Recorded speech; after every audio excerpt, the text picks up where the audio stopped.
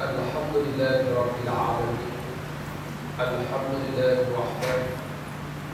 Wassalatu wassalamu ala man la nabiyya ba'dahu wa ala alihi wa sahbihi wa man tabi'ahu wa nasarahu wa wala.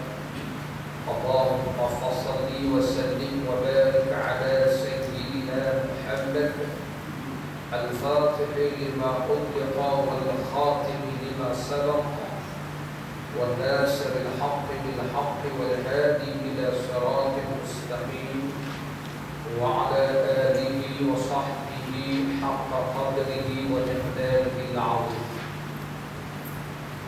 اللهم ربنا اشرح لنا صدورنا. اللهم يا الله lapangkanlah dada kami, wa yassir lana umurana, dan memudahkanlah segala urusan kami. Wahlul 'uqdatam min lisanina yafqahu qawlana, dan bukalah simpulan lisan kami. Allahumma rabbi zidna ilma. Allahumma ya Allah, tambahilah kepada kami ini ilmu pengetahuan, warzuqna fahma, dan kurniakan kepada kami kefahaman. Amin ya rabbal alamin.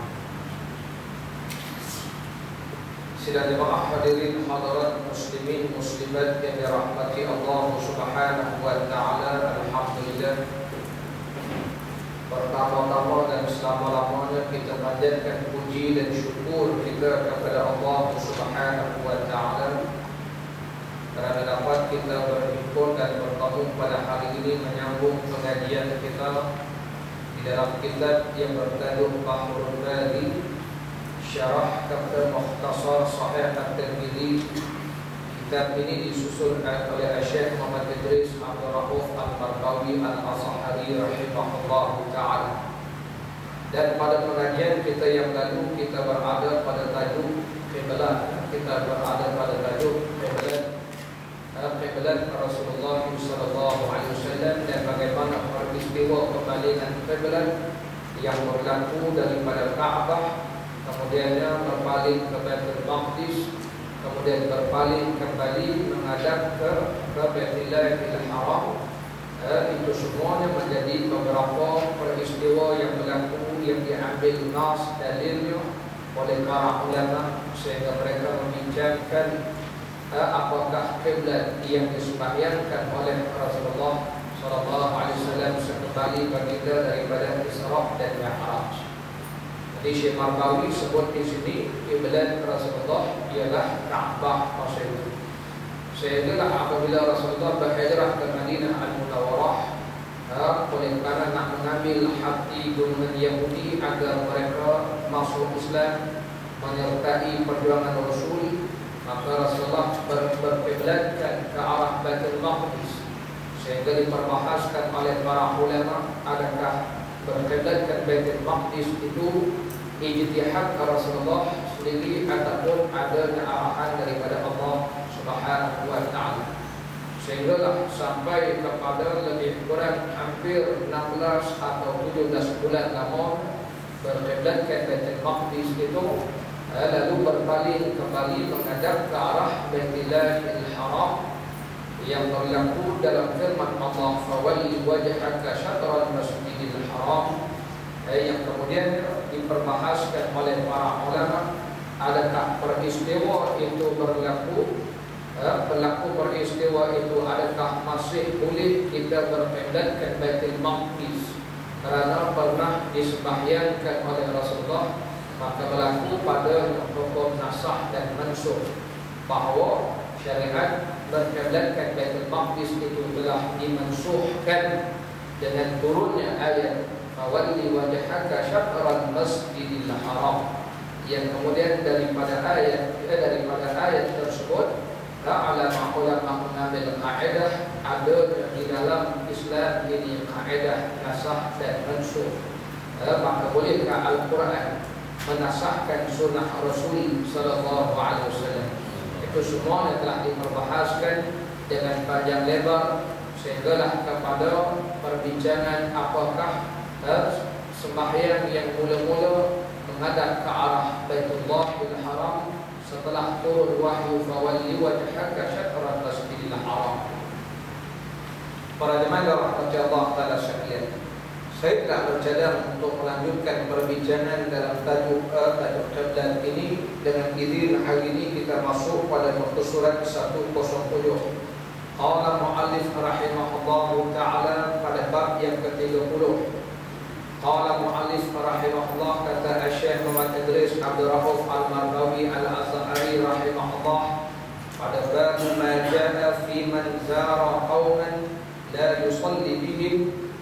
Bab yang telah datang, ia bab ini pada menyatakan mereka yang ziarah ia akan satu kaum tiada ia sembahyang dengan mereka itu, yakni jangan sembahyang dengan mereka itu jadi imam. Jadi hadis malam ini yang kita nak baca ialah perbahasan fiqh berhubung dengan hukum seseorang yang menziarahi suatu tempat itu. Adakah boleh dia menjadi imam? Sekalipun dia seorang yang qari, seorang yang hafiz Quran, seorang yang alim, adakah boleh dia tampil menjadi imam di satu tempat itu? Kerana mutaakhir ini ada orang yang sudah berpegang dengan zahir hadis ini menghukumkan haram kalau kita pergi tempat orang itu kita jadi imam. Tengok macam mana perbahasan hadis ini yang telah dibahaskan oleh para alim ulama kita. Qala al-muallif, qala al-imam at-Tirmidzi rahimahullahu taala, kata Imam Tirmidzi an Abi Athiyyah qala kana Malik ibn al-Huwairith ya'tina fi musallana yatahaddathu fa hadarat as-salatu yawman fa qulna lahu taqaddam fa qala liyataqaddam ba'dukum hatta uhaddithakum lima la ataqaddam. Sami'tu Rasulullah sallallahu alaihi wasallam yaqul man zara qauman fala yaqummahum wal yaqummahum rajulun minhum, hadithun hasanun sahih. Qala al-imam qala Syekh Al-Mardawi pada 163 indeks 163 itu. Fa'alam ayyuhal akhwan, ketahuilah kiranya ya saudaraku, selalulah kena, yakni selalulah berlaku ke atas seseorang yang tiada mengambil ingat akan hukum syarak, bahawasanya apabila pergi ia kepada tempat jamaah, bahawa ia menjadi imam dengan tiada izin imam bagi tempat itu atau izin orang-orang jamaah. Jadi Syekh Marbawi memulakan penulisan kitab ini dengan maksud selalu berlaku.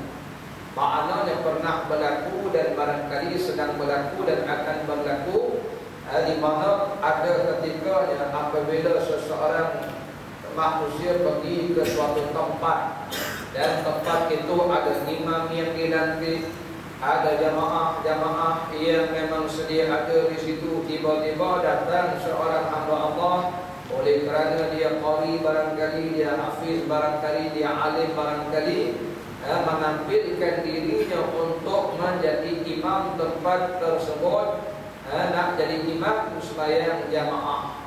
Jadi ini dipanggil tidak menurut sebagaimana yang telah diputuskan oleh hukum syarak. Maka yang demikian itu, perlakuan yang sebegitu ditegah akan dia oleh syarak itu, ditegah oleh syarak. Cuma tegahan itu haram, makruh, harus. Tegahan yang mana satu? Ditegah oleh syarak. Bila kata syarak, Allahu haqiqatan wa nabiyyu majazan, hakikatnya datang dari Allah Subhanahu wa taala. Hanya Rasulullah itu orang yang mengajarkan pada kita di pengikut. Itu namanya hukum syarak. Baca juga hari ini yang kita nak buat hukum syarak. Orang tanya mana dalil kata kita ini sembahyang maghrib 3 rakaat, isya 4 rakaat, subuh 2 rakaat. Ada yang tanya soalan itu, bagus dah, dia nak tahu kan. Jawabannya Rasulullah lah yang mengajar. Mana Rasulullah tahu? Datang Jibril alaihi salam bawa wahyu dari Allah mengajar Rasulullah 2 hari. Jibril datang mengajar. Itu namanya Allahu haqiqatan. Hakikatnya yang mengajar itu adalah adalah Allah sendiri. Biwasitati Jibril, dengan perantaraan malaikat Jibril. Maka Rasulullah bersabda, "Sallu kama ra'aitumuni usalli." Bayanglah kamu macam mana kamu lihat saya sembahyang. Disitulah banyak orang tak kenal Rasulullah. Mereka menuduh Nabi yang buat sembahyang itu.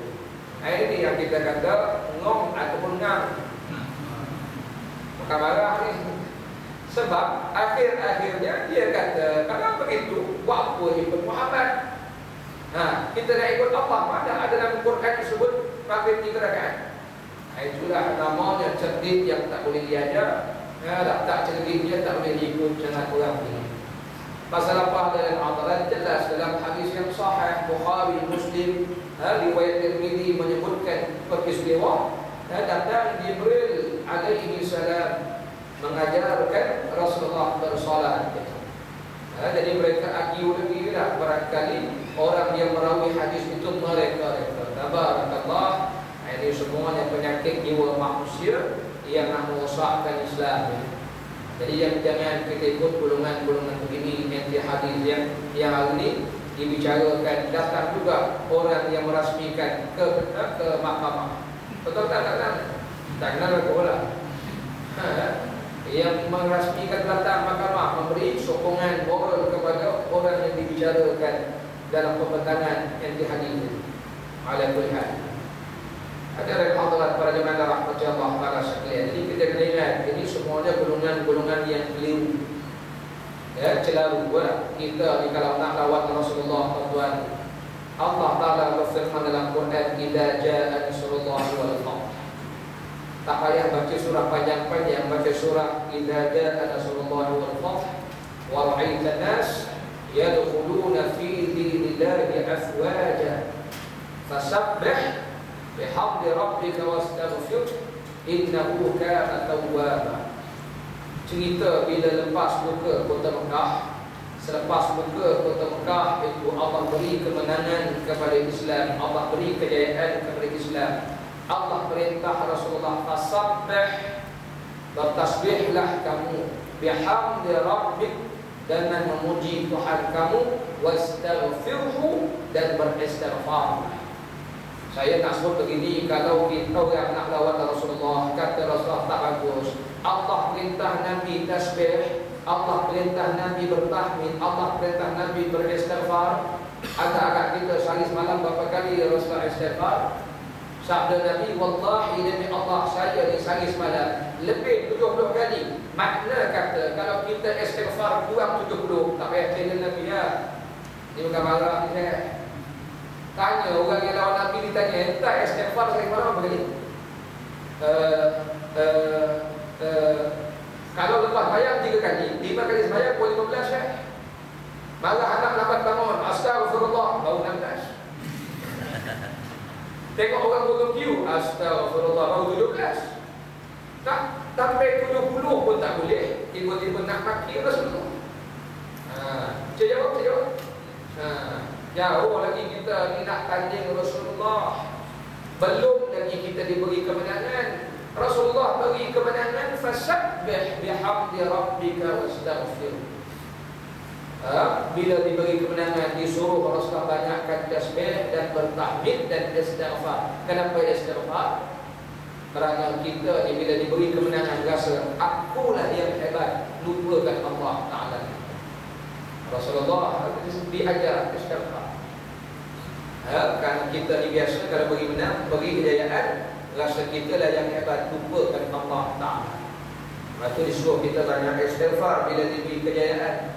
Tiba-tiba beri kemenangan. Kemenangan ini hasil mutlak usaha kita. Mutlak apa? Hebat. Bila kata mutlak, maknanya benda lain tak masuk campur. Masuklah Allah pun tak tolong dia. Dia rasa dia sendiri yang usahakan. Itulah kita kalau diberi menang, disuruh kita fasabbih, bersihkan diri kita daripada mengatakan Allah dengan segala sesuatu. Baik, balik tajuk ni. Itulah yang dikata syarak. Syarak ini maknanya Allahu haqiqatan wa nabiyyu majazan. Hakikatnya arahan itu dari Allah, Rasulullah itu pelaksana. kita ni pengikut, tetapi orang nampak seolah-olah Rasulullah yang menetapkan hukum. Tidak, Allah Ta'ala yang meletakkan hukum, Rasulullah itu pelaksananya. Maka yang demikian itu ditegah akan oleh syarak. Jika orang yang datang itu lebih fiqah, lebih faqih, lebih pandai, alim, lebih qari, bacaannya bagus sekalipun, dengan dalil hadis yang dikeluarkan oleh Al-Imam At-Tirmidzi, demikian bunyinya. Jadi hadis yang kita baca ini ialah bagaimana adab-adab kita dalam kita berjamaah, adab-adab dalam kita mendirikan berjamaah. Ada yang hadirat para jemaah rahmati Allah, walaupun ada setengah orang tak bersetuju sembahyang berjamaah ini dikaitkan dengan kehidupan bermasyarakat. Sebenarnya boleh dalam sembahyang berjamaah pun kita disuruh taat pada imam, pilih imam betul-betul, ini kan pula hidup bermasyarakat. Lebih-lebihlah dibagi kita disuruh memilihnya betul-betul itu. Sebab itu kalau orang yang bukan ahli qaryah situ dilarang untuk menjadi imam, melainkan dengan izin orang setempat, dengan izin imam setempat. Demikian bunyinya, sebagaimana dalil hadis yang dikeluarkan oleh Imam Tirmidzi, demikian bunyinya. An Abi Athiyyah qala kana Malik bin al-Huwairith ya'tina fi musallana yatahaddath. Diriwayatkan daripada Abi Athiyyah, katanya adalah seorang sahabat Nabi SAW, namanya Malik bin al-Huwairith. Apa maksud adalah seorang sahabat Nabi? Maksudnya Abi Athiyyah ini adalah golongan tabi'in. Beliau bukan sahabat. Jadi yang jadi sahabat Nabi ini namanya Malik bin al-Huwairith. Apa maksud sahabat Nabi? Kita kena ingat, nak jadi sahabat mesti ada 3 syarat. Pertama, orang itu pernah berjumpa, bertemu muka dengan Rasulullah SAW. Dia pernah berjumpa Rasul. Yang kedua, hidup di zaman hayat, hidup Rasul SAW. Yang tiga, hidup beriman, mati beriman. Itu sahabat Rasul.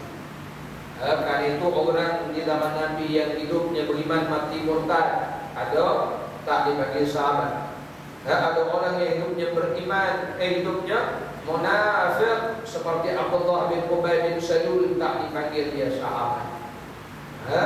Itu sahabat-sahabat Rasul. Itu kita jangan cela sahabat-sahabat. Siapa dia? Orang yang pernah berjumpa Rasul, hidup di zaman hayat Rasul, hidup beriman, mati pun beriman. Maka Abu Lahab, Abu Jahal, semuanya terkeluar daripada makna sahabat itu. Baik, karena itu Abu Athiyyah menyebutkan karena Malik adalah Malik bin al-Huwairith itu seorang sahabat Nabi. Kerana Abi Athiyyah ini seorang tabi'in, beliau tak sempat jumpa Rasulullah. Beliau hanya sempat bertemu sahabat-sahabat Rasul.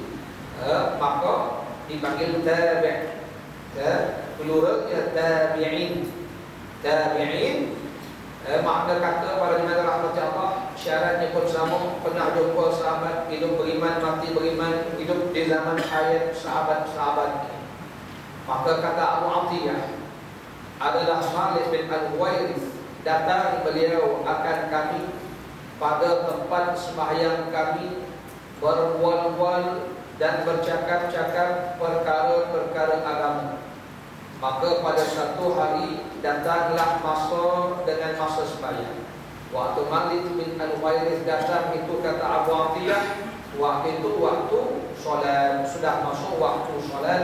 Sebagaimana kata Abu Athiyyah, fahadaratis salatu yawman, maka datanglah waktu sembahyang pada satu hari, maka bersedialah kami semua sembahyang berjamaah dan berhajat kami akan seorang menjadi imam. Faqulna lahu taqaddam, maka oleh kerana Malik bin al-Huwairith seorang sahabat mulia duduk sama dengan kami, sudah masuk waktu, maka kami kata kepada Malik bin al-Huwairith, taqaddam, persilakan tuan, taqaddam ini maralah tuan ke hadapan jadi imam bagi kami sekalian yang hadir. Jadi minta supaya Malik jadi imam, taqaddam. Apakala didengar oleh Malik bin Al-Huwairis akan syuruhan pelawaan kami itu, beliau pun enggan mara ke hadapan menjadi imam kerana diketahuinya akan tegahan, adanya tegahan yang demikian itu daripada Rasulullah sallallahu alaihi wasallam, dan enggan dia tak mau jadi imam kerana tahu akan tegahan itu tiadalah didiamkan, bahkan dikeluarkannya, diucapkannya. Kata Abu Atiyah, faqala liyataqaddam ba'dukum hatta uhaddithakum lima la ataqaddam. Bila dibawa ke depan, apa kata Malik bin Al-Huwairis? Kata beliau, hendaklah mara ke hadapan oleh seorang daripada kamu, orang sini, orang tempatan. Nanti lepas bayar saya akan beritahu mengapa saya tidak mau jadi imam. Dia akan beritahu kemudian. Jadi selesai beliau berkata, sami'tu Rasulullah sallallahu alaihi wasallam yaqul man zara qauman fala yaqummahum wal yaqummahum rajulun minhum. Lalu Malik bin Al-Huwairis pun menyebutkan riwayat hadis Rasulullah, man zara qauman, sesiapa yang datang ziarah ke tempat suatu kaum kemudian sampai waktu sembahyang dan berhajat sembahyang jemaah, maka janganlah dia jadi imam.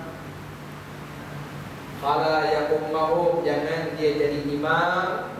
Oleh orang yang datang ziarah kaum pun jangan jadi imam, dan hendaklah jadi imam akan ahli kaum itu, oleh seorang daripada mereka juga. Jadi dia beramal dengan apa yang telah diajarkan oleh Rasulullah sallallahu alaihi wasallam. Kata Abu Isa, bermula hadis ini hasan lagi sahih. Baik, itu matan hadisnya sebelum disyarahkan. Karena hadis ini jangan kita tengok secara zahir saja. Kadang-kadang ada yang melihat zahir hadis terus beramal. Ada ketika hadis itu menjadi perbahasan dan perbezaan pendapat karena datang dalam bentuk yang agak umum maksudnya. Contoh Rasulullah pernah bersabda dalam bab sembahyang berjemaah. Sabda Nabi, la salata li jaril masjid illa fil masjid. Tiada sembahyang bagi orang yang berdiri di masjid melainkan di masjid itu saja. La salata itu diperbahaskan oleh ulama-ulama. Tidak sah sembahyangkah orang berdiri di masjid kecuali masjid tidak usah. Ataupun la salata dengan makna tidak sempurna sembahyangnya itu melainkan di masjid baru sempurna. Itu berbeza ulama dalam menafsirkannya. Ya, kita mengambil terjemahannya la salata dengan maksud tiada sempurna sembahyang bagi orang yang berdiri di masjid melainkan masjid itulah baru lengkap pahala. Sah bayang dia cuma tak lengkap. Di situ jadi perbincangan ulama-ulama batu dalam bab hadis ni hadirin hadirat. Ulama-ulama hadis ini mereka fokus di segi sahih, dhaif, maudhu', itu kepakaran dipanggil ulama hadis. Adapun kepakaran ulama-ulama fiqh ini dalam perkara mengistinbat hukum. Makna kata tidaklah dikatakan semua ulama hadis itu mampu mengistinbat, membawa keluar hukum. Karena itu kita lihat tidak ada mazhab Bukhari, tidak ada mazhab Muslim. Malah Imam Bukhari sendiri bermazhab Syafi'i. Jadi kita hari ini hebat sangat, tak mau pakai mazhab dah. Lebih hebat daripada Imam Bukhari nampak. Sekian dimaklumkan lah. Sebab tengok suasana kita hari ini ada pakai satu hadis juga, yang lain pun tak pakai dah. Sedangkan hadis itu banyak, dan nak memaham hadis itu perlu kepada ketinggian ilmu. Sebab itulah kita baca kitab-kitab begini, tengok bagaimana ulasan ulama-ulama yang lebih faqih dan faham tentang agama Allah Ta'ala ini. Jadi tengok zahir hadis itu seolah-olahnya macam larangan itu suatu larangan yang serius. Qala musannif, tengok apa yang disebut oleh Asy-Marbawi dalam kitab ini. 164, berimankan orang yang datang ziarah bagaimanakah hukumnya? Al-jawab, bermula, berimankan orang yang datang ziarah itu telah bersalah-salahan ulama padanya. Berbeza-beza pandangan ulama. Apakah hukum orang datang ziarah suruh dia pergi imam? Itu tajuk yang kita bincang malam ini. Dan kita bincang ini bukanlah orang kata taklah serius, sebenarnya memang tak serius. Tapi andai kata tiba-tiba ada 1-2 orang yang serius, ni apa luar-luar dari imam ni? Kita ada imam kata kita, kenapa mesti menluar? Nanti sebut begini-begini, apa contohnya? Mau kita bertegang diri sama-sama kita? Tak, terutama sekali bulan Ramadan. Dia pun imam-imam luar dari imam tarawih. Jadi hadirin-hadirin, kerana itu dalam bab ini Asy-Marbawi sebut berbeza pandangan ulama. Bila kata berbeza pandangan ulama, makna kata padanya ada khilaf ulama-ulama. Jadi benda-benda khilaf itu jangan kita perbesarkan. Hendaklah kita berlapang dada. Inilah yang Allah firmankan dalam Al-Quran, wa atiullaha wa rasulahu wa la tanaza'u fatafshalu. Dan taat sekalian kamu akan Allah dan Rasul, dan jangan berbalah-balah, nanti kamu jadi lemah. Berbalah dalam perkara taat Allah dan Rasul, padahal sama-sama ikut Allah, sama-sama ikut Rasul. Macam orang yang baca kunut kan ikut Rasul, yang tak baca kunut pun ikut Rasul. Berbalah buat apa? Nak baca, baca. Tak nak baca, tak payah baca. Boleh faham? Bab tahlil, nak balah bukan khilaf. Yang baca tahlil itu pun bertahlil pun ada ikut Rasul, yang tak tahlil pun ikut Rasul. Tak payah balah-balah. Saya nak pergi ke tahlil, pergi. Tak nak pergi, tak payah pergi. Kalau pergi rasa tak sampai, pergi je. Habis tu apa? Dapat makan. Faham? Dan balah-balah kan jadi lemah kita. Allah berfirman, kalau kamu berbalah perkara taat Allah, fatafshalu, lemah kamu nanti. Wa tadhhabu hukum, hilang hebat kamu. Itu yang hilang hebat kita pasal berbalah benda-benda yang sama-sama ikut Rasul. Kata ulama-ulama fiqh, mereka tak berbalah, mereka hanya berbeza pendapat. Tapi masing-masing saling menghormati, mulia-memuliakan, ra'i mera'ikan. Contoh dalam mazhab kita Syafi'i, kita beramal dengan hadis Nabi, la salata liman lam yaqra' bi Fatihatil Kitab. Tak sah bayar orang tak baca Fatihah. Ulama Hanafi beramal dengan ayat, wa idza quri'al Qur'an fastami'u lahu wa ansitu. Dan apabila dibacakan Quran, dengar dan diam. Sunnah, moga-moga kamu dapat rahmat. Tengok macam mana berbeza pendapat mazhab Hanafi dan Syafi'i. Oleh kerana mazhab Syafi'i kita wajib Fatihah dalam sembahyang. Mazhab Hanafi beramal kalau imam baca, makmum belakang jangan baca. Kerana bila dibacakan Quran, dengar diam. Sebab itu ulama Syafi'i nak hormat mazhab Hanafi. Antara Fatihah dengan surah disuruh sakta, berhenti kejap, bagi peluang orang belakang baca Fatihah, supaya bila kita baca surah nanti dia dapat dengar, dapat dia masuk dalam apa yang difirman oleh Allah. Bila dibacakan Quran, dengar dan diam. Itu dalam mazhab Syafi'i sebagai menghormati mazhab Hanafi. Antara Fatihah tadi amin dengan baca surah, imam disunatkan berhenti qadar Fatihah. Itu cara meraihkan mazhab-mazhab. Bukan dia against lah, lawan, tetap lawan, tak gitu. Dia punya teknik dia bukan kata kita dengan mazhab kita peduli apa mazhab lain. Kita raihkan. Contoh, dalam mazhab kita bismillah sunat. Dalam mazhab tadi ambil wudu, bismillah rukun. sebagai memuliakan mazhab Hambali, kita disuruh nak wudu bismillahirrahmanirrahim, basuh tangan. Sebab ini semua wajib, mazhab Hambali ni wajib. Jadi supaya orang Hambali tengok kita sama macam ni. Pada dia wajib, pada kita sunat. Jadi nak memuliakan mazhab yang kata wajib, kita yang sunat ni disuruh buat bismillah, buat basuh tangan, buat masuk air mulut, bomong buat. Itu cara memuliakan mazhab al-khilaf, ialah dengan mengamalkan apa yang mereka buat. Itu namanya hadirin hadirat berbeza pendapat ini jangan berbalah. Kan kita sama-sama ikut Allah, sama-sama taat Rasul. Jadi kalau dah taat Rasul jangan balah-balah. Begitulah dalam bab ini.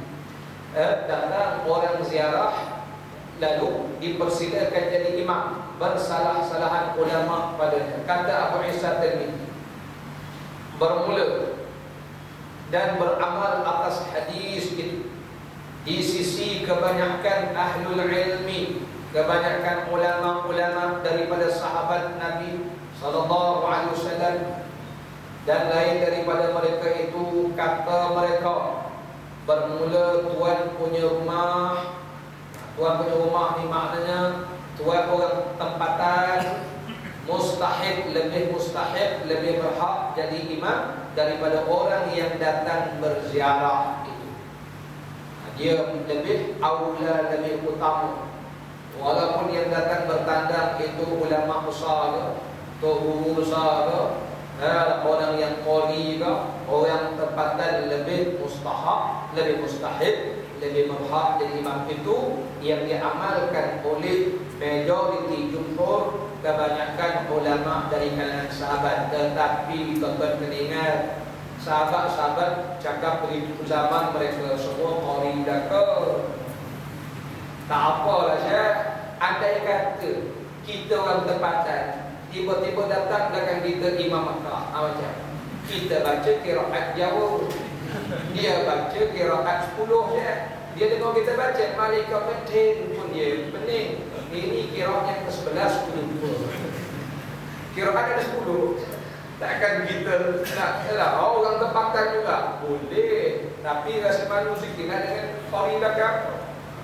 Jadi kita kena ingat juga sahabat-sahabat berfatwa, beramal dengan hadis ini kerana zaman mereka zaman-zaman kurun terbaik. Bila kata kurun yang terbaik, ada yang hadirat, kita yang ada orangnya soalan tu, kenapa kita tengok zaman dulu tidak ada pengumpulan hadis? Pengumpulan hadis berlaku pada zaman 300 Hijrah lebih kurang itu dilakukan oleh Imam Bukhari. Orang dulu mana rujukan mereka? Jawapannya hadis tu di sini. Kita ada kelakar bodoh. Kalau macam kita dengan anak-anak kita kan, anak kita dia generasi Y, nak application handphone tu bagi kat dia, semua dia tahu. Kita terima yang tu SMS, WhatsApp, WhatsApp. Bagi budak-budak tu dia tahu. Zaman dia tahu. Zaman kita zaman tiap-tiap kita tahu. Zaman dia dah main galah banyak. Zaman dia. Bagi dia zaman tu. Memang zaman mereka ni zaman jiwa mengapa ada. Betul kalau orang ngapal dia lokal. Mau ngapal lah Al-Quran, ngapal hadis, ngapal itu, ngapal betul Rasulullah seorang budak muda.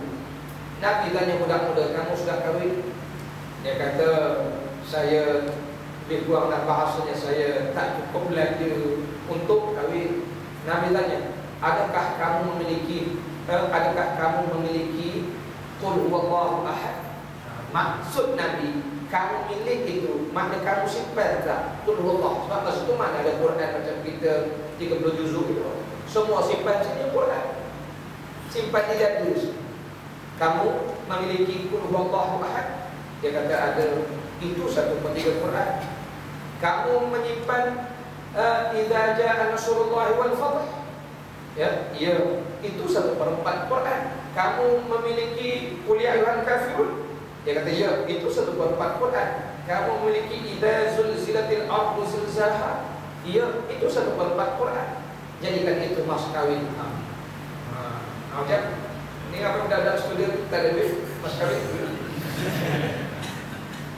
Okey, nak sebutkan kepada kita bahawa bahawa zaman sudah berubah. Baik, jadi khilaf-khilaf ni kadang-kadang kita kena sesuaikan juga dengan zaman. Batu bagus benda khilaf. Contoh macam ini khilaf dalam soal pelaksanaan kedudukan. Ya, orang pun sibuk sangat. Khilaf itu hanya bukan pada pelaksanaan. Khilaf adakah untuk semua rakyat atau hanya untuk orang Islam sahaja? Khilaf ulama. Sebahagiannya berpegang kepada nas dalil, dilaksanakan sesama umat Islam saja.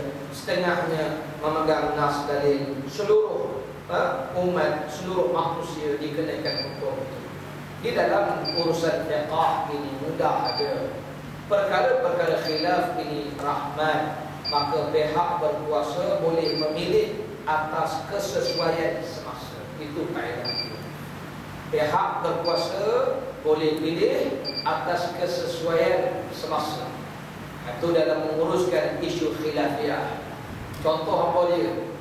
Itu dalam bab hukum jalannya syariah tu yang orang tu sibuk khilaf. Ulama bila ada khilaf, pemerintah boleh memilih mengikut kesesuaian setempat. Contoh lagi dalam bab yang bersabit dengan Jumaat. Kalau ikut mazhab kita Syafi'i, syarat sah Jumaat mesti ada 40 orang yang bermastautin dalam qaryah. Hari ini tuan-tuan Jumaat kat mana? Yang kerja KL, mayat kat Masjid Negara. Cuba cari 40 orang yang bermastautin kita Masjid Negara. Bukan bermukim, bermastautin macam penuh Masjid Negara tu. Daripada atas sampai ke kedai-kedai jual cendol penuh. Ada Masjid Negara, Masjid Jami, Masjid India pun ada. Orang Melayu pergi. Faham ke? Kita Allah yang faham. Allah takutlah itu juga. Yang lain mengaku. Ada masjid mana ni? Sejak Masjid KLI. Hari ini kalau ikut mazhab Syafi'i tak sah. Kalau kata tak sah, nak balik syahadah, bakat tak balik mula dah baru buruk. Macam dan hadrat kalau kata tak sah, pakat disubuh lah kita. Disubuh apa hati? Dan tak sah Jumaat ni. Penuh subuh kan orang kita kan. Jadi di situ ulama ada khilaf dalam jumlah ahli Jumaat. Maka hari ini kita mengambil pendapat mazhab Maliki. Itu dalam urusan khilafiyah, pemerintah boleh ambil pendapat mazhab untuk disesuaikan. Sama lah dalam bab zakat fitrah pun kita ikut mazhab Hanafi. Dalam bab jual beli kita ikut mazhab Hanafi. Kalau ikut mazhab Syafi'i kita ada dalam hadarat banyak tak lepas, banyak tak lulus ya. Jadi itu pihak berkuasa, pihak pemerintah boleh mengikut pendapat mazhab dalam urusan fiqh ini untuk disesuaikan dengan keadaan setempat. Jadi jangan kita meragukan enak menjadi syariah yang nak dibuat itu. Nanti kalau dibentangkan satu lagi enakmen yang berbeza dengan yang sudah digezetkan di Kelantan, tuan-tuan jangan kelakar tak ikut. Ia banyak yang berlaku hanyalah dalam urusan khilaf. Saya dengar ujung telinga katanya akan dibentangkan satu lagi enakmen nak menunjukkan enakmen jalan syariah Kelantan tu tak ikut. Sebenarnya kalau dibentangkan yang lagi satu sebenarnya dalam bab khilaf aja itu. Jangan kita terkeliru ya. Nanti ada yang kata betul lah yang dibuat di Kelantan tu tak ikut Islam. Sorry to say lah. Yang buat itu ulama-ulama yang cerdik-cerdik kata tu. Jangan ingat tak? Taraf-taraf macam saya ni bukan. Itu taraf-taraf untuk pengusaha yang buat ni. Jadi kita kena beri kepercayaan dengan alim ulama kita. Antaranya dia menjadi panelnya ialah almarhum Profesor Dr. Ahmad Ibrahim Suri. Beliau antara orang yang berubah adalah seorang pakar perundangan di Malaysia, seorang ulama besar yang pernah yang menjadi pengasas kepada perubahan fakulti syariah dan undang-undang di UNI bersama Ibrahim. Antara panel dia. Jadi kalau andai kata sikit masih lagi andai kata berlaku takdir.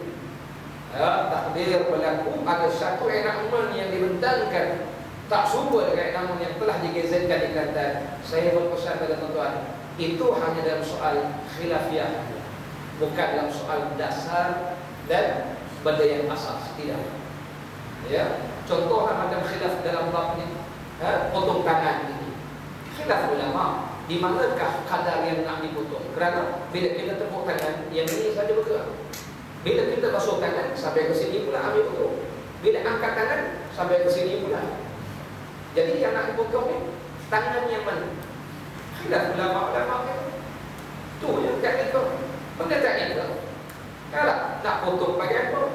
Pisau potong daging ke? Wah, betul. Itu teknikal tu khilaf saja. Tak ada masalah. Yang itu tak ada isu. Ya? Jangan nanti kalau dibentangkan, andai kata kita dengan ujung telinga betul tak betul, sahih tak sahih, sedia. Saya bimbang dia dengan orang yang mudah tertipu, akhirnya menuduh enak itu tak ikut syarak. Waliyahillah. Hadirin hadirat, para jemaah rahmat Allah, ikut syarak dah ke khilaf. Macam kita angkat takbir lah, macam kita letak tangan lah, bawah pusat pun ikut syarak juga, atas pusat ikut syarak juga, atas dada pun ikut syarak. Ya, lepas tangan ikut syarak juga. Cuma bawah pusat mazhab Hanafi, atas pusat atau pusat dada mazhab Syafi'i, atas dada Hambali, yang lepas tangan Maliki, Syiah, Zaidiyah. Tidakkah? Adakah mereka tidak ikut syarak? Ikut syarak. Angkat takbir, ada niat sebelum Allahu Akbar ke semasa takbir Allahu Akbar. Khilaf juga ulama tak ikut. Angkat, letak di bawah kuping tu, begitukah? Begitukah? Tak ikut.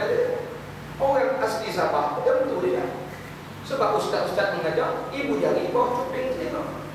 Tinggal dia aku. Apa macam? Khilaf ulama tak bawanya. Faham? Sekadar-kadar. Ala kulli hadza. Jadi kalau begitu tengok balik dalam bab ini. Ya, bab khilaf ni kadang dulu tak belajar supaya nampak buka mata hati kita. Jadi kata Abu Isa Tirmizi, kata Imam Tirmizi, sahabat-sahabat, kebanyakan sahabat beramal dengan hadis ini. Tuan punya rumah, tuan setempat itu ahli qaryah itu lebih mustahil, lebih berhak jadi imam daripada orang yang ziarah. Dan kata setengah ulama, setengah daripada ahlul ilmi, apabila diizin baginya oleh yang punya rumah, orang tempatan izinkan, maka tiada mengapa sembahyang dia orang yang berziarah tadi jadi imam. Tak apa, ini pendapat setengah ahli ilmi ulama. Dan kata Ishaq bin Rahawiyah dengan hadis Malik bin Al-Huwairith itu telah menguatkan ia akan makruh jadi imam pada orang yang datang ziarah di rumah seseorang, dan jika diizinkan baginya oleh tuan punya rumah sekalipun. Itu kata Ishaq bin Rahawiyah. Dan katanya begitu juga ditegah jadi imam dalam masjid oleh orang yang datang ziarah. Bahkan dia dikatakan kepada orang tempat masjid itu, hendaklah seorang daripada mereka itu jadi imam. Jadi ini khilaf ulama. Jadi yang pertama kata tuan rumah yang lebih berhak, izin ke tak izin ke, tuan rumah yang berhak. Pendapat kedua mengatakan boleh kalau diizinkan oleh tuan rumah. Kan itulah berlaku dalam masyarakat kita. Apabila Bilal qomat, kadang-kadang sebelum Bilal sudah mikrofon dia pun salam atau imam tu kan. Itu dipanggil isyarat untuk mengizinkan. Pagi kita hari ini mana dalil hadis? Ini yang penting saya nak mengamalkan hadis secara pokok begitu memang payah nak. Tapi kita boleh beramal dengan umum hadis. Yang dilarang itu ialah kalau tidak mendapat izin. Kalau diizin kita tu kadang-kadang lupa diberi mic ini kan. Jadi bila kita tengok mana satu dia berkenan, itu isyarat. Macam kita lah, kadang-kadang tak payah cakap, main jeling mata pun orang dah faham bahasa isyarat. Macam untuk Bilal untuk imam. Untuk Bilal untuk tengok imam. Itu je. Jadi imam pun belum boleh lah, tak faham. Bila tengok dah 2 minit, bila tengok lagi imam mengiring pada kita. Itu kan isyarat ya. Tengok lagi, main angkat kepala je, imam faham tu. Itu namanya pakai isyarat. Jadi hari ni orang kampung tu nak suratkan kita main siap bersalam-salam itu. Itu namanya dia isyaratkan izin tu. Ya, dengan izin, ada izin tak apa. Hadirin hadirat. Jadi bagi memuaskan hati lagi, lihat masalah 24 juzuk yang kedua bagi kitab ini.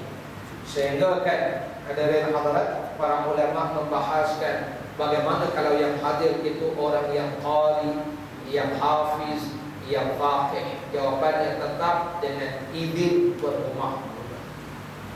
Itu pegangan kita, dengan izin barulah sempurna maksudnya. Makna kata sekalipun kita seorang yang qari, yang faqih, tak boleh kita nak menampilkan diri kita jadi imam sembahyang fardu di suatu tempat, melainkan dengan izin orang tempatan. Jadi macam kita dah setuju jaga puasa, melantik seorang imam hafiz, itu memang dia saya izin ataupun ustaz-ustaz yang dah biasa datang di sini, tuan-tuan pun dah selalu persilakan ustaz jadi imam kan, tak apalah. Ini yang kita sebut orang yang datang sekali-sekala, tidak boleh dia menunjukkan diri dia kecuali dengan izin imam setempat itu ataupun dengan izin masyarakat setempat. Qala musannif 165, masalah imam tiada qari, yakni jikalau tuan punya rumah atau sultan tidak qari. Qari ini maknanya orang yang bila sebut qari, dia bacaannya bagus, fasahahnya bagus, kira dipanggil bukan saja pada tajwidnya, termasuklah fasahah dia, kefasihan dia, termasuklah sebutan dia, itu disebut dalam istilahnya qari. Yakni apa maksud tuan punya rumah tidak qari ataupun sultan? Sultan ini jadi penguasa agama, yakni tiada betul bacaannya yang memadai dalam sembahyang, dan orang yang datang ziarah itu qari. Maksudnya dia orang tempatan itu ada, tetapi bacaannya tak berapa nak sempurna, tajwidnya pun tak berapa kemas, fasahahnya pun, lahjahnya pun banyak dipanggil lagi daripada telo-telo dia kan, daripada qiraat yang 10 tadi itu, dia masuk yang ke-11, 12. Maka jadi imam juga sultan atau tuan punya rumah, mana lebih afdal jadi imam? Adakah tetap tuan rumah? Al-jawab, telah berkata Imam Syafi'i di dalam kitab dan tiada haus bagi orang yang berpuasa dan tuan punya rumah bahawa menjadi imam dia, hingga bahawa adalah dia betul bacaannya daripada yang memadai ini, yang menyempurnakan sembahyang kita baca Fatihah. Kita kena suruh baca betul-betul, kerana itu rukun solat. Itu namanya bacaan yang memadai. Tiba-tiba tidak memadai bacaan-bacaan itu. Karena itulah saya menarik perhatian tuan-tuan sekalian, dalam bab menjadi imam ini, hadis yang kita bincang ini hadirin hadirat menjadi sebagai suatu isyarat dan petunjuk bahawa imam hendaklah dilantik di kalangan ahli qaryah. Ahli qaryah yang dilantik ke imam ini, dan nak lantik imam ini pastikan orang yang betul-betul dipercayai, yang betul-betul boleh tidak boleh jadi imam. Jangan main tolak-tolak saja. Ingat ya. Yang pertama, yang kedua, kita ini kalau sekiranya di pelawak jadi imam, kalau kita rasa bacaan kita bagus dan betul, memandangkan ada orang lain nanti kalau naik bacaannya tak bagus, tak betul, kita kena ambil tanggungjawab. Jangan kita nak melepas tangan, jangan melepas tangan. Nanti kita menanggung dua dosa. Satu dosa kerana membiarkan orang yang tak layak jadi imam. Yang kedua, kerana kita tidak mahu naik jadi imam. Dua tanggungjawab yang kita kena pikul. Begitulah dalam hidup bermasyarakat ini.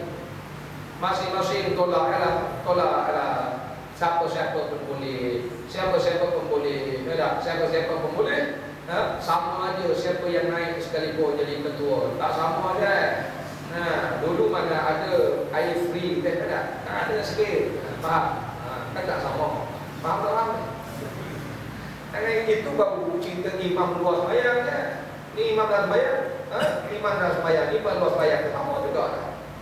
Ada yang hadirat pada zaman rahmat Allah, pilih betul-betul. Jangan siapa-siapa pun sama je, tak sama. Macam itulah kita kadang-kadang tak boleh siapa jadi imam. Akhirnya jadi imam itu orang yang banyak masalah. Karena itu dalam fiqh yang layak jadi imam itu utamanya faqih, yang keduanya qari. Cuma khilaf ulama ialah pada faqih dan qari. Kalau ikut mazhab Syafi'i, kita meletakkan yang faqih itu, yang faham agama itu nombor satu, qari itu nombor dua. Tetapi kalau ikut mazhab Hanafi, dia meletakkan yang qari nombor satu, faqih nombor dua. Kenapa mazhab Syafi'i meletakkan faqih nombor satu? Kerana orang yang faqih, faham agama, tak dapat tidak kena dia qari. Dia kena mendalami ilmu Quran, tajwid dan sahih. Nak gambarkan kepada kita prasyarat itu semua yang telah diajarkan oleh baginda Rasul sallallahu alaihi wasallam, telah digariskan oleh para ulama dalam kitab-kitab mereka. Yang ini kita kena ingat balik semula hadirin hadirat para jemaah rahmat Allah. Begitu juga dalam bab-bab yang bersangkut dengan kemasyarakatan, ulama-ulama sudah tulis dah buku-buku bagaimana hidup bermasyarakat ini, apa yang perlu dijaga, terutama sekali 5 perkara asasnya nak dijaga: agama, yang kedua nyawa, yang ketiga marwah keturunan, yang keempat akal, yang kelima harta. Yang ini pihak pemerintah, penguasa kita jaga asas. Lepas bila asas kita dijaga, ini yang hidup masyarakat ulama-ulama dah buat garis panduan. Ambil daripada Quran, ambil dari hadis, lalu digabungkan 5 benda ni, benda paling asas. Ini disebut diri oleh Ibn Khaldun dalam kitab Muqaddimah. Orang tak ikut. Dan nak menjaga 5 benda ni, nak jaga dengan apa? Itulah perlunya undang-undang peraturan. Maka nak jaga masyarakat ni 5 benda ni, Allah datangkan hukum namanya hukum jannah syariah. Nak jaga agama, adanya hukum bersabit dengan murtad. Nak jaga nyawa, ada hukum qisas. Nak jaga keturunan, ada hukum sebat kepada orang zina, rejam pada orang zina. Nak jaga akal, ada hukuman kepada orang mabuk-mabuk. Nak jaga harta, ada hukuman kepada orang mencuri. Yang kita payah sangat bakhil. Nak jaga diri, itu adalah maqasid syariah. Itu namanya dipanggil nak menjaga 5 benda asas. Maka itulah benda itu benda mustahab yang orang hari ini berbincang setuju tak setuju ni, sebab dia tak tahu. Dia ingat hukum itu datang sekadar nak menghukum. Sebenarnya hukum itu datang nak menjaga. Nak menjaga 5 benda ni yang manusia memang tak boleh jaga. Allah Ta'ala akan jaga. Nakalan min Allah, datang peliharaan daripada Allah Ta'ala. Sebab itu hadirin hadirat, mengapa Barat cukup bimbang apabila Brunei melaksanakan benda ni. Kerana Barat dia tak mau tengok negara orang aman. Dia tak mau. Dia tak mau tengok ada negara orang lain maju daripada dia. Jadi kita jangan terperangkap dalam agenda musuh. Begitulah dalam bab begini.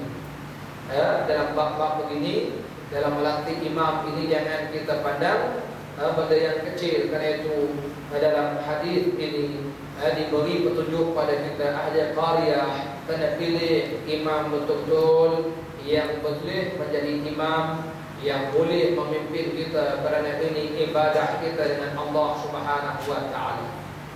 Bagaimana kalau imam itu sendiri sembahyangnya tak sah, tiba-tiba nak mengharapkan pahala kita sampai kepada Allah Subhanahu wa taala. Itu mustahab imam. Al-jawab, balik soalan tadi, bagaimana kalau imam tidak qari, ataupun dipanggil pemerintah yang tidak qari, sultan yang tidak qari? Al-jawab, telah berkata Imam Syafi'i dalam Al-Um, tiada harus bagi orang yang berpuasa dan tuan punya rumah bahawa menjadi imam dia, hingga bahawa adalah dia betul-betul bacaannya daripada yang memadai dengan dia oleh sembahyang. Dan jika jadi imam jua dia, maka sembahyangnya itu sempurna. Dan sembahyang orang yang di belakangnya daripada mereka yang betul bacaannya batal. Dia boleh menanggung diri dia, tapi dia tidak boleh menanggung orang di belakang dia. Jadi kata Imam Syafi'i, kalau begitulah imam yang tidak qari ini, maksud tidak qari tajwidnya pun tak berapa nak kemas, dalam hal yang betul-betul memadai sah bayang. Memadai ini maknanya dalam solat ada 5 rukun bacaan. 5 ada: takbiratul ihram, Fatihah, tahiyat akhir, membaca tahiyat akhir, selawat atas Nabi dalam tahiyat akhir, beri salam. 5 ni tidak betul. Kalau mula takbir pun dah tak betul. Waktu takbir tu dia tak boleh Allah, tak boleh dia mesti Allah dengan tasydid lam. Ni imam-imam batu dia antar kursus, dia dah antar kursus supaya nanti betul lah Allahu Akbar. Jangan panjang Allahu Akbar, tak boleh. Jangan dipanjangkan Allah pun tak boleh. Itu namanya qari. Dia kena lulus pada 5 rukun bacaan ini. Fatihah pun begitu juga. Dan selawat begitu juga. Jangan Allahumma. Allahumma ni tak kena. Allahumma. Allahumma maknanya lain. Apa-apa yang kita baca Allahumma salli, Allahumma. Allahumma. Itu tasydid mim. Allahumma wahai Tuhanku. Salli, selawat. Allahumma salli ala Muhammad. Selawat atas junjungan kami. Tapi kalau Allahumma, bermula Allah itu tiada selawat atas Nabi. Atau Allahumma. Alhamdulillah. Tak jauh. Salam dengan salam. Assalamualaikum. Assalamualaikum. Salam. Assalamualaikum. Assalamualaikum. Bukan kum. Assalamualaikum. Kum dengan qaf. Itu namanya kena qadi, kena belajar datillah Allah. Assalamualaikum. Kan kaf itu bukan qaf. Banyak assalamualaikum, kum. Qaf itu bukan qaf. Bukan assalamualaikum. Assalamualaikum. Okey. Jangan banyak assalamualaikum. Tak kali tak ada. Tunggu akhir zaman besok ada. Assalamualaikum. Assalamualaikum. What is Rasulullah? Tak sah. Okey. Alhamdulillah, baik. Dan jika menjadi imam juga, maka sembahyang itu sempurna. Sembahyang itu adalah sempurna. Dan sembahyang orang yang di belakangnya daripada mereka yang betul bacaannya batal. Dan tiada terpakai sembahyangnya itu. Tak terpakai, maknanya kena ulang balik. Ini kerana itu hadirin hadirat, apa yang boleh kita simpulkan, ini pemilihan imam ini baru imam sembahyang tuan-tuan. Ini pilih imam yang anti haji supaya 166. Saya ingat nak berhenti ada sikit lagi. Imam tiada dengan izin ke rumah batalkah sembahyang? Al-jawab. Apa maknanya? Jadi imam dengan tidak izin ke rumah. Tiba-tiba oleh kerana kita rasa kita qari, kita rasa kita orang faqih, bagi dekat orang, duduk depan, dua dari imam. Betul. Temenung imam, saya tu orang tak. Siapa orang tak pernah lupa datang imam. Walaupun bacaannya bagus, walaupun bacaannya sedap, apa jawabnya? Al-jawab, telah berkata Imam Syafi'i, jika mara kehadapan oleh seorang yang akan mempunyai kekuasaan dan yang akan mempunyai rumah dengan ketiadaan izin seorang daripada keduanya, nescaya aku makruhkan baginya dan tiada atasnya dan atas orang yang sembahyang di belakangnya ulang sembahyang. Tak payah ulang, sembahyangnya sah. kerana perbuatan pada malam kehadapan itu sungguh pun salah, maka sembahyangnya itu sendiri tertunai dua. Sembahyang itu sah, tetapi di segi adabnya kurang. Jadi kata Imam Syafi'i, aku makruhkan perbuatan yang demikian. Nah, ini adab-adab dalam kita berjamaah sembahyang. 167, imam masjid yang tiada sultan dengannya, maka siapakah imam? Al-jawab, apa maksud imam masjid yang tiada sultan? Kata Imam Syafi'i, dan apabila suatu bandar besar yang ada baginya masjid besar yang tiada sultan dengannya, maka siapa-siapa orang jadi imam dari kalangan ahli fiqh dan Al-Quran, nescaya tidak aku makruhkan dia. Apa maksud bandar besar yang ada baginya masjid tiada sultan? Dia begini, tuan-tuan, dalam urusan agama kita ini, Rasulullah SAW menjadi pemerintah agama. Rasulullah itu dipanggil ketua agama. Maka bila wafat Rasulullah digantikan oleh para sahabat, maka mereka dipanggil sebagai khalifah Rasul.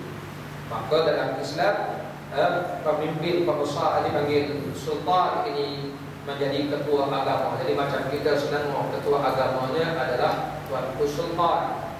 Oleh kerana Tuanku Sultan sibuk, maka dia pun wakilkan, itu dibagi tauliah kepada mufti.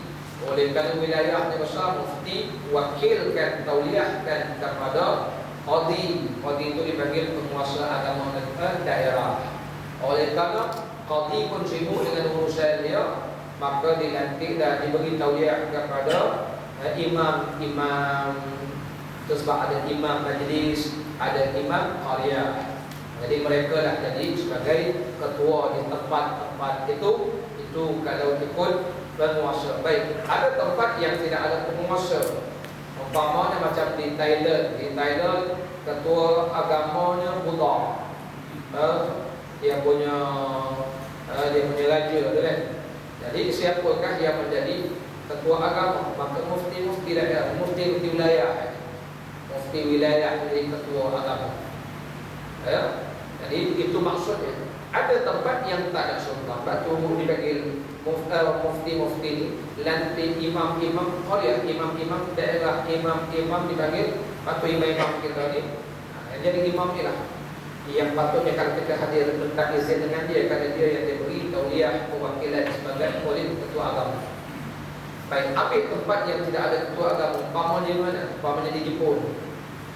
Tapi pun ada juga beberapa institusi agama setempat yang diwujudkan macam di negara Eropah. Ada constitution dia yang memang diberi tugas untuk mengawal, mentadbir urusan agama. Jadi kita kena rujuk pada mereka juga. Yang dimaksudkan di sini, andai katalah kita pergi suatu bandar besar, ada masjid situ tapi tak ada ketua. Ambil contoh mana-mana lah. Korea ke mana-mana ke, dia belum ada yang itu tak apalah. Siapa-siapa awal boleh naik ke imam. Tapi sebaik-baiknya di kalangan yang faqih, yang qari. Cuma berbeza pendapat ialah qari dengan faqih ini mana diutamakan. Mazhab Syafi'i mengutamakan orang yang faqih lebih daripada yang qari. Tapi mazhab Hanafi dia utamakan yang qari lebih daripada yang faqih. Wallahu ta'ala a'lam. Pada itu sajalah yang boleh kita bincangkan. Kalau ada soal, Syekh Muslim. Ada soalan?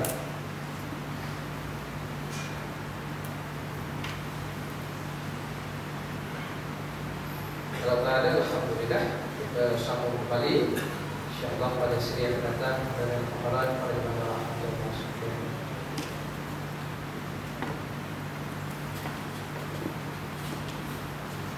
Bismillah sallallahu alaihi wasallam Muhammad wa ala alihi wa sahbihi wa baraka wa sallam. Bismillahirrahmanirrahim. Allahumma anfa'na bima 'allamtana wa 'allimna bima yanfa'una wa zidna 'ilman nafi'an ya arhamar rahimin.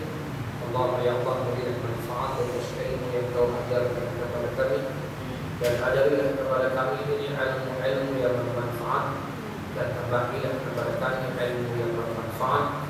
اللهم فقهنا في الدين وعلمنا التأويل. اللهم اجعلنا من الذين يستمعون القول ويتبعون أحسنه. وصلى الله على سيدنا محمد وعلى آله وصحبه وبارك وسلم والحمد لله رب العالمين. فتقبل الله منا ومنكم. سبحان الله.